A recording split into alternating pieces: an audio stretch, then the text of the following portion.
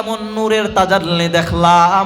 আর এটা দেখার পর, এই বিজলিটা দেখার পরে এক নয় দুই নয়, হাজার হাজার কোটি কোটি বছর পার হয়ে যাবে। চিৎকার দিয়ে বলুন সুবহানাল্লাহ। এরপরে স্বয়ং আল্লাহ পাক রব্বুল আলামিন আমাদের মাঝে আসবেন। আল্লাহ পাক রব্বুল আলামিন তখন সকলের সামনে এসে নিজের নূরের তাজাল্লি আমাদের সামনে ওপেন করে দিবেন। জান্নাতবাসীরা পাগল পারা হয়ে আল্লাহকে দেখতে থাকবে। আয় আল্লাহ, তোমাকে দুনিয়ার জমিনের মধ্যে দেখি না, তোমাকে না দেখিয়া তোমার উপরে ঈমান এনেছি, তোমার কালামকে বুকের মধ্যে জড়িয়ে নিয়েছি। যখনই তোমার কথা মনে পড়েছে আল্লাহ, কোরআনকে বুকের মধ্যে জড়িয়ে নিয়েছি আর কোরআনের মধ্যে চুমু খেয়েছি রে আল্লাহ। আয় আল্লাহ, মনটাকে একমাত্র বুঝিয়েছে আল্লাহ তোমাকে দেখি নাই, কিন্তু তোমার কালাম, তোমার এই কোরআন আমার বুকের মধ্যে। আয় আল্লাহ, কোরআনের পাতার মধ্যে যখন তাকিয়েছি মনে করেছি আল্লাহ একমাত্র তুমি। আয় আল্লাহ, আজকে আমাদের মনের বড় তামান্না, আজকে সেই তামান্না আমাদের পূরণ হয়েছে। তখন আল্লাহ পাক রব্বুল আলামিন সারপ্রাইজ হিসাবে নিজ কণ্ঠে সেদিন সূরাতুর রহমান তেলাওয়াত করবেন। সুবহানাল্লাহ। চিৎকার দিয়ে বলুন না সুবহানাল্লাহ। আর-রহমানু আল্লামাল কুরআনা খালাকাল ইনসান।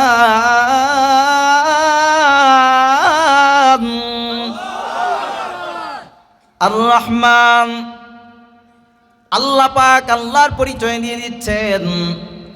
আর রহমান অনন্ত দয়াময় আল্লাহ, যে আল্লাহর দয়ার কোনো সীমা নাই, আল্লাহর দয়ার কোনো কুল কিনারা নাই।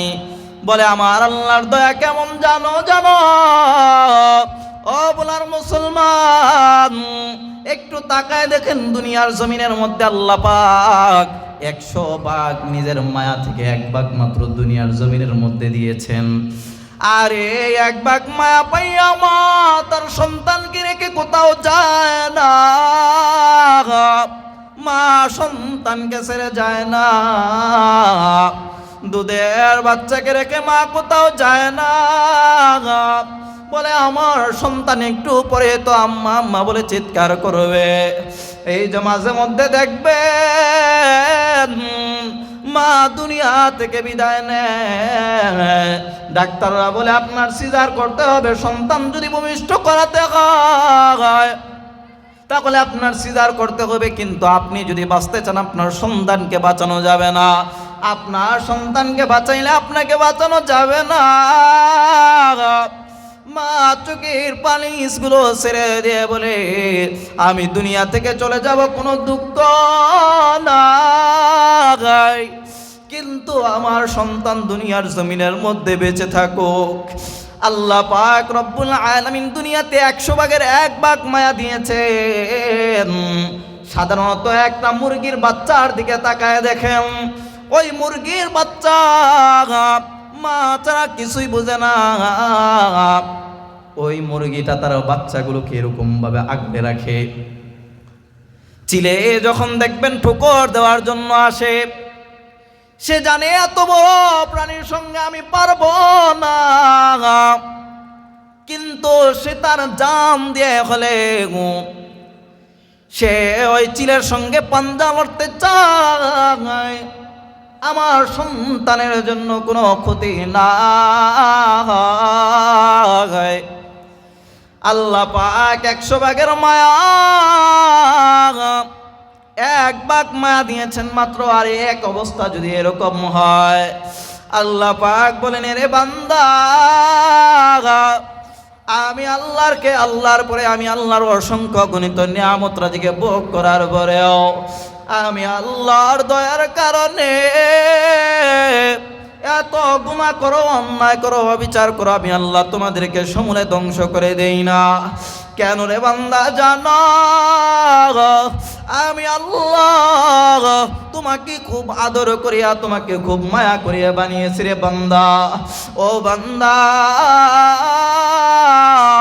এই মায়ার কাছে দুনিয়ার সব কিছু হেরে যায় রে বান্দা। আল্লাহ পাক রব্বুল আলামিন এই জন্য দেখবেন দুনিয়াতে আল্লাহর পরে অসংখ্য অগণিত মানুষ যারা আল্লাহকে রব হিসাবে মানে না, আল্লাহকে প্রতিপালক হিসাবে মানে নাই, এমন মানুষ আছে কি নাই? আওয়াজ করে বলুন, আছে কি নাই? 10,000 ধর্মের মাঝে মাত্র একটা ধর্ম আল্লাহকে অকপটে বিশ্বাস করে, আর বাকিরা করে না। আল্লাহ পাক রাগ করে কোনোদিন পানি বন্ধ করেছেন? বলার মুসলমান আওয়াজ করে বলুন, রাগ করে পানি বন্ধ করেছেন? বাতাস বন্ধ করেছেন? সূর্যের আলো বন্ধ করেছেন? যদি বন্ধ করে দিতেন, দুনিয়ার কোনো বাপ দাদার কোনো প্রশাসনের ক্ষমতা ছিল যে তাদেরকে এগুলো দেওয়ার? কথা কয় না, দেওয়ার ক্ষমতা ছিল? আল্লাহ রাগ করে পানি বন্ধ করেছেন? আরে আওয়াজ করে বলুন, বন্ধ করেছেন? বাতাস বন্ধ করেছেন? সূর্যের আলো বন্ধ করেছেন? আল্লাহ পাক সবাইকে সমানভাবে রিজিক দিচ্ছেন কি দিচ্ছেন না?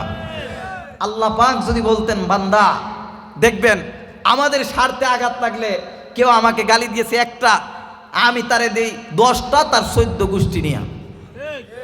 কথা কয় না রে? আমরা তার 14 গোষ্ঠীকে নিয়ে গালি দেই, স্বার্থে আঘাত লেগেছে, প্রতিশোধ নেওয়ার জন্য সোচ্চার হয়ে যায়। কিন্তু আল্লাহ পাক কি কোনোদিন প্রতিশোধ নিয়েছেন দুনিয়াতে? সবাইকে সমানভাবে আল্লাহ তাআলা রিজিক দিচ্ছেন। রাগ করে পানি বন্ধ করে নাই, বাতাস বন্ধ করে নাই। তবে আল্লাহ জানায় দেন, দরা দুনিয়ার জমিনের মধ্যে হবে না রে বান্দা, দরা একদিন হবে তোমাকে আখিরাতের মধ্যে। আমি আল্লাহর নাম হলো এখন রহমান, আমি আল্লাহর নাম হলো রহিম, আমি আল্লাহর নাম হলো গফফার। সেদিন আমি আল্লাহ পাক রব্বুল আলামিনের নাম রহমান হবে না, রহিম হবে না, গফফার হবে না। সেদিন আমি আল্লাহর নাম হয়ে যাবে কহার। আল্লাহ পাক রব্বুল আলামিন দুনিয়ার জমিনের মধ্যে যেই সমস্ত কুলাঙ্গারগুলো, নাফরমানগুলো, জালেমগুলো আল্লাহর পরে দুনিয়ার জমিনের মধ্যে অবাধ্যতার মধ্যে লিপ্ত ছিল, সেদিন আল্লাহ পাক তাদের জন্য রহমান হবে না, রহিম হবে না, গফফার হবে না। আল্লাহ পাক সেদিন হয়ে যাবে কহার, রাগে রাগান্বিত হয়ে যাবে। আমার আল্লাহ পাক রব্বুল আলামিন সেদিন তাদেরকে প্রতিশোধ নেওয়ার জন্য যথেষ্ট হয়ে যাবে। মুসলমান ইমানদার আল্লাহর গোলাম, আল্লাহ পাক বললেন রহমান, আমি আল্লাহর 1 নম্বর পরিচয় আর রহমান, অনন্ত দয়াময় আমি আল্লাহ। 2 নম্বর আল্লামাল কুরআন খলাকাল ইনসান, আমি আল্লাহর পরিচয় হলো আমি আল্লাহ মানুষকে কোরআন শিক্ষা দিয়েছি। এরপরে আল্লাহ পাক রব্বুল আলামিন জানায় দেন খলাকাল ইনসান, আমি আল্লাহ মানুষ সৃষ্টি করেছি। এই 2টা আয়াতের পারস্পরিক একটা কথা দেখেন। আল্লাহ পাক প্রথমে বললেন আল্লামাল কুরআন, কোরআন শিক্ষা দিয়েছি, আগে মানুষ সৃষ্টি করেছি। এখন বলুন তো, মানুষ না হলে কোরআন পড়বে কারা? মানুষ না হলে কোরআন পড়তে পারবো আমরা? কোরআন সৃষ্টি করেছি আল্লাহ মানুষের জন্য, কিন্তু আল্লাহ বললেন আগে আমি কোরআন শিক্ষা দিয়েছি, তারপরে মানুষ সৃষ্টি করেছি। আল্লাহ কি বোঝাতে চান? আল্লাহ পাক রব্বুল আলামিন জানায় দেন, তুমি প্রশাসন হয়েছ, তুমি এমপি হয়েছ, মন্ত্রী হয়েছ, তুমি পাইলট হয়েছ, ইঞ্জিনিয়ার হয়েছ, অনেক বড় শিক্ষিত হয়েছ। আল্লাহ বলেন তুমি আমার কাছে মানুষ না, আমার কাছে ওই ব্যক্তি মানুষ যার মধ্যে আছে আমার কোরআন। কথা কয় না? আওয়াজ করে বলেন ঠিক কিনা? যত বড়ই দাপটশালী দেখান, কয় হুজুর আপনি বয়ান করেন, আপনার থেকে কি বয়ান কম জানি? হুজুর সুদের কথা বলেন। আরে হুজুর আপনি সুদের কথা বলেন, আমি সুদ খাই। আপনি জানেন আমি আবার গভীর রজনীতে একটা আল্লাহর কাছে দোয়াও করি। আরে এরকম মানুষ আছে কি নাই? দেখেন উইটটা যদি যায় তাহলে বুঝবেন কোনো ঝামেলা আছে। কষ্ট লাগতেছে? সুদ আছে আপনাদের এই এলাকায়? হাজী সাহেব অনেক বড় জুব্বা লাগাইছে, এখন কইব হুজুরে কুমিল্লা থেকে আনছে, হুজুরে এই কথা কোয়ার লিগা? হ্যাঁ, আরে উচিত কথা বললে জানি, মানুষ বেজার হয়, কিন্তু এই উচিত কথা কি মোল্লার নাকি আল্লাহর? আওয়াজ করে চিল্লায় বলুন, মোল্লার নাকি আল্লাহর? আল্লাহর কথা যার কাছে ভালো রাখবে না সে হলো পাক্কা টাটকা একটা শয়তান। আওয়াজ করে কথা বলে না, আওয়াজটা কমে গেল কেন রে ভাই? আল্লাহর কথা যার কাছে ভালো লাগবে না সে কি মুসলমান নাকি শয়তান? তাহলে বড় জুব্বা লাগাইলেন, পাগড়ি লাগাইলেন, হজ করে আইলেন। আমি মাঝে মধ্যে চিন্তা করি এই হাজি সাবরা যারা সুদ খায়, ঘুষ খাইয়া যখন হজ করতে যায়, শয়তানরে যখন পাথর মারে, তখন শয়তান মনে হয় আল্লাহকে ডাক দিয়ে বলে, আল্লাহ হে আমার এদিকে পাথর মারতেছে, আমার থেকে বড় শয়তান তো হে। কথা কয় না রে, কথা কয় না। আওয়াজ করে বলুন, আছে কি না এরকম মানুষ? কিছু মানুষ নামাজ পড়ে না, আছে কি নাই? নিজেকে মুসলমান দাবি করে এরকম মানুষ আছে কি নাই? কিন্তু কোরআনের কথা বললে, নামাজের কথা বললে, ইস হুজুর, এই হুজুরটা ভালো না, এরকম মানুষ আছে কি নাই? হুজুর ভালো না, কিরে ভাই? নামাজের কথা বললো, মুসলমানের পরিচয় তো নামাজ। নামাজ হলো ফরজ বিধান। আল্লাহ এই নামাজকে আপনার আমার উপরে সবচেয়ে বড় বিধানের নাম হলো ফরজ। নাম কি? আওয়াজ করে বলুন, সবচেয়ে বড় বিধানের নাম ফরজ। নামাজ ফরজ করেছেন আল্লাহ পাক রব্বুল আলামিন। তো নামাজের কথা মোল্লা যখন বলে তো আপনার কাছে তখন খারাপ লাগে, কারণ কি? নামাজ পড়েন না দেখে। হুজুর নামাজ না পড়লে কি হইব? ইমান ঠিক আছে। কয় কি কয় না? নামাজ না পড়লে কি হইব? আমার ইমান পাক্কা টাটকা। আপনার কাজ আপনি করেন, আমার কাজ আমি করবো। আহা, কপাল পরা মুসলমান, মনে রেখো, মোল্লার কাজ হলো তোমার কান পর্যন্ত পৌঁছে দেওয়া। কাল কিয়ামতের ময়দানে আল্লাহর আদালতে আল্লাহর কাঠগড়ায় তোমাকে দাঁড়াতে হবে, ঠিক কিনা বলে? কত বড় শয়তান, কত বড় জালেম হলে, কত বড় মুনাফিক হলে এই কথা বলতে পারে? হুজুর নামাজ না পড়লো ইমান ঠিক আছে, নাউযুবিল্লাহি মিন যালিক। মুসলমান দাবি করে, মুসলমান দাবি করার পরে এই কথা তোমার জবান দিয়ে বের করে লজ্জা হয় না তোমার? একদিন আমি জুমার খুতবা দিতেছি, বয়ান করতেছি, তো এক সভাপতি দাঁড়ায় গেলেন। শেষে আমাকে বললেন, আমি বয়ানটা করেছিলাম এরকম, এই যে দেখেন এখানের মধ্যে অনেক বাচ্চা পোলাবেন আছে, আছে কি নাই? বাজে কয়টা? বাজে হলো 9:56, 10টা। আচ্ছা, এই বাচ্চাগুলো এখন তাদের কি অচ্ছনার সময় নাকি ঘুমানোর সময়? কিন্তু তারা না ঘুমিয়ে এখানের মধ্যে এসেছে। বলুন তো এটা ভালো হয়েছে নাকি খারাপ হয়েছে? কারণ যেই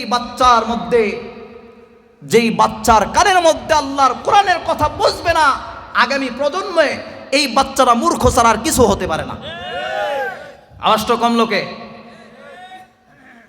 আপনি কি চান না যে আপনার একটা সন্তান আপনি মৃত্যুবরণ করার পর, এই কথাটা আরো পরে বলবো, সে কবরের পাশে গিয়ে আপনার জন্য একটু দোয়া করুক, কোরআন পড়ুক, চান না? তাহলে এই কোরআনের শিক্ষাই তো আপনি তাকে দিচ্ছেন না। তাহলে কিভাবে আপনি চাইলেন? মুখে এক, ভিতরে আরেক, উপরে দিয়া ফিটফাট, নিচে দিয়া আমি কই নাই, কিন্তু আপনারা গেছেন। তো শোনেন, আমি দাঁড়াইলাম, দাঁড়ায় বলতে লাগলাম, বাচ্চারা দুষ্টামি করবে, দেখবেন মসজিদের মধ্যে এসে অনেক সময় অনেক বৃদ্ধ মানুষ, হাজি সাবরা পর্যন্ত গল্প করে, আছে কিনা এরকম মানুষ? আরে ভাই, মসজিদ আল্লাহর ঘর, আপনি এখানের মধ্যে কথা বলবেন কেন? কথাও যদি বলতে হয় একমাত্র কার সাথে বলবেন? আওয়াজ করে বললেন না? আল্লাহর সাথে। মসজিদে কথা হবে কার সাথে? আল্লাহর সাথে। কিন্তু আল্লাহর সাথে না বলে বলে কার সাথে? শয়তানের সাথে। কার সাথে কয়? রাগ করতেছেন? আল্লাহর কসম, আল্লাহর কসম, আল্লাহর কসম, আপনাদেরকে কষ্ট দেওয়ার জন্য আসি নাই। সমাজের বাস্তব চিত্রগুলো, আপনিও মৃত্যুবরণ করবেন, আমিও করব। দেখুন, উলামায়ে কেরামরা কি আপনাদের শত্রু? আওয়াজটা কমে গেল গা। উলামায়ে কেরাম আপনাদের শত্রু? এই জমিনের মধ্যে যদি একমাত্র হক্কানি কোনো বন্ধু পেয়ে থাকেন, একমাত্র হলো তারা উলামায়ে কেরাম। উলামায়ে কেরামরা যদি আপনাদের বন্ধু না হতো, 5,000 টাকা 6,000 টাকা ইমামতি করতো না, ঠিক কিনা বলেন? আজকালকে যারা রিক্সা চালায় তারাও 20 থেকে 30,000 টাকা ইনকাম করে, ঠিক কিনা বলেন? তাহলে আপনার কি চাকর? হ্যাঁ, উলামায়ে কেরামরা কি আপনার চাকর? এখন কি উলামায়ে কেরাম ঠিক গেছে, ঠিক না? যে হুজুরে 5,000 টাকা 6,000 টাকার ইমামতি করে, হুজুর আমার কাছে ধরে, আরে আমার বাড়িতে খায়, হ্যাঁ হুজুরে আমি খাওয়াই।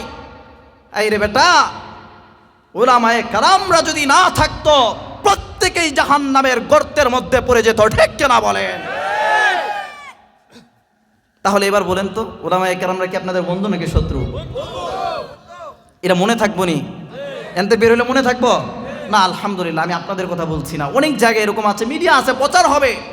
অসংখ্য অগণিত জায়গার মধ্যে উলামায়ে কেরামদেরকে গোলামের মতো ব্যবহার করে। কি আছে কি নাই? আহারে, আপনি উঠেন কয়টায়? ধরেন যারা ফজরের নামাজ পড়েন, আমি তো আর এখানে পরীক্ষা করবো না যে কারা কারা পড়েন, যারাই পড়েন অধিকাংশ মানুষ আলহামদুলিল্লাহ বৃদ্ধ বাবাজিরা আছেন, আমার বিশ্বাস আপনারা নামাজ আদায় করেন।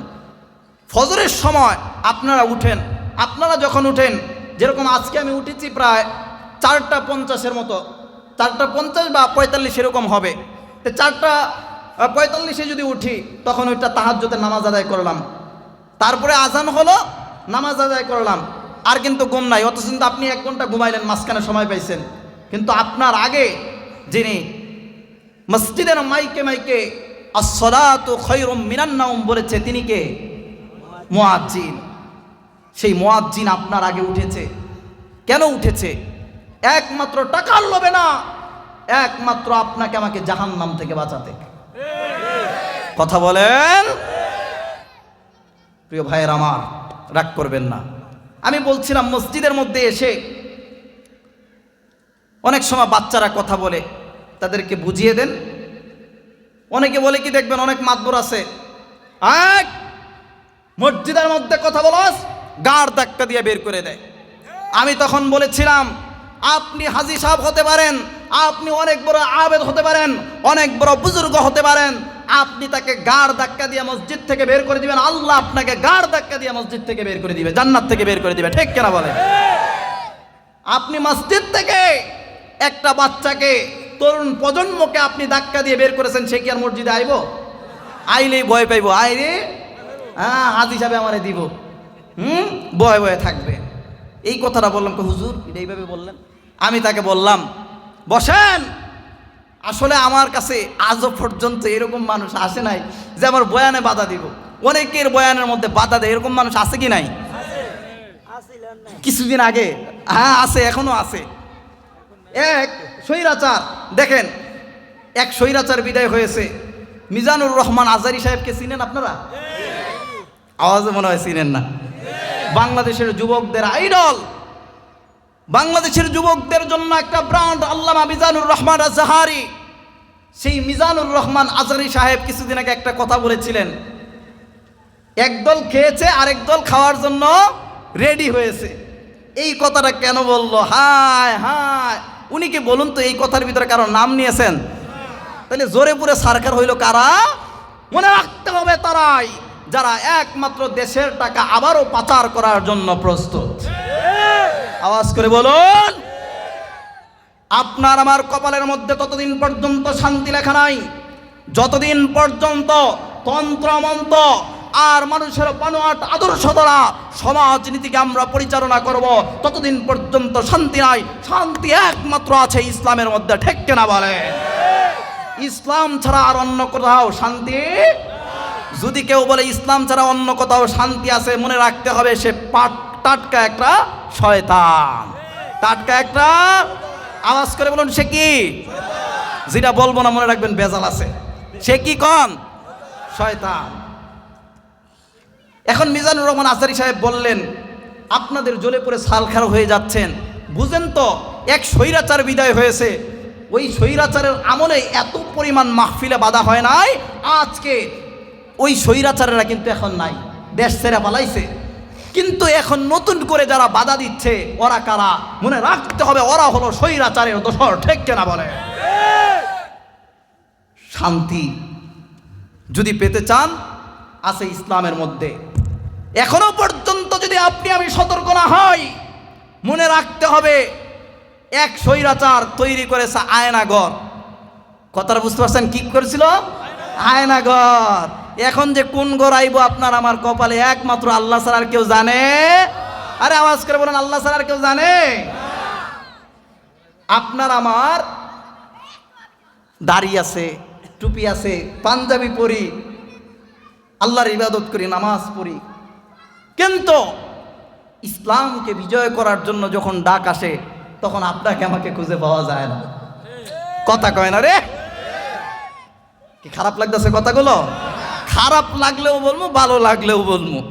কারণ এই কথা ধরেন আমি আপনার সামনে বললাম আল্লাহর কোরআনের কথা, হক কথাগুলো, আপনার কাছে ভালো লাগে না, তো হুজুর এই কথাগুলো বলেন, আমি আপনার কাছে খারাপ হব, ঠিক আছে, আপনার কাছে আমি খারাপ হলাম, কিন্তু আমার আল্লাহ তো বলেছেন যে উলামায়ে কেরাম, যে আলেম কোরআনের এই কথাকে গোপন রাখবে, কাল কিয়ামতের ময়দানে আল্লাহ পাক তার জিহ্বাকে আল্লাহ পাক লোহা গরম করে এখানের মধ্যে তাও দিবেন। তাহলে দুনিয়াতে কথা বললে আপনি বেজার, আর না বললে আমার আল্লাহ বেজার। দুনিয়াতে যদি সন্তুষ্ট করতে হয় কাকে করব? কোন পাতি নেতাকে দেখে ভয় করে কথা বলি না। আমাদের মুসলমানেরা, আমি আমার নিজেকে বিশ্বাস করি আমি একজন ইমানদার, আমি একজন মুমিন। আল্লাহ পাক আমাকে জীবন দিয়েছেন, আবার আমার নামে আল্লাহ পাক মরণের কথাও লিখে রেখেছেন। যখন সময় ফুরিয়ে যাবে তখন আমাকে দুনিয়া থেকে যেতে হবে। তাহলে তোমার মতো পাগল ছাগল, তোমার মতো শয়তান, তোমার মতো জালেমের চোখ রাঙ্গানিতে আমি কেন ভয় পাবো? ভয় পাইতে পারে ওই সমস্ত কুলাঙ্গারেরা যারা হলো জালেম, যারা হলো আলেম নামের জাহেল, যারা হলো আলেম নামের মুনাফিক। চিল্লায় বলতে হবে ঠিক কিনা? প্রিয় ভাইয়ের আমার, আল্লাহ পাক রব্বুল আলামিনের এই কোরআন ছাড়া আপনার আমার মুক্তির আর কোনো পথ আছে? একটু সেটআপ ইয়ে করে দেন, ভালো করে দেন। এই জন্য সম্পর্ক যদি জুড়তে হয় তাহলে কিসের সাথে জুড়বো? আওয়াজ করে বলেন। আল্লাহ বলছেন আল্লামাল কোরআন খলাকাল ইনসান, কোরআন শিক্ষা দিয়েছি, মানুষ সৃষ্টি করেছি। ওই ব্যক্তি মানুষ যার মধ্যে রয়েছে আল্লাহর কোরআন। বলবেন হুজুর ঠিক আছে আপনার কথা বুঝলাম, আল্লাহ বলছেন, কিন্তু কথা হলো আমি কোরআন পড়ি নাই, আমার সন্তান কোরআন পারে না, তো এই জন্য কি আমি এখন মানুষ হই নাই? আমি কি অমানুষ? না, এটা হচ্ছে আপনার বোঝার ভুল। আপনি কোরআনের সাথে সম্পর্ক রাখতে পারেন নাই। এই যে কোরআনের মজলিসে এসেছেন কিনা? এসেছেন আপনারা? কেন এসেছেন? কোরআনের মহাব্বতে। কোরআন নিজে পড়তে জানেন না, কিন্তু কোরআনের আলোচনা শোনার জন্য এসেছেন। তার মানে আপনি আমি আল্লাহর পরিচয়ে মানুষ। ঠিক কিনা কান মুসলমান ইমানদার?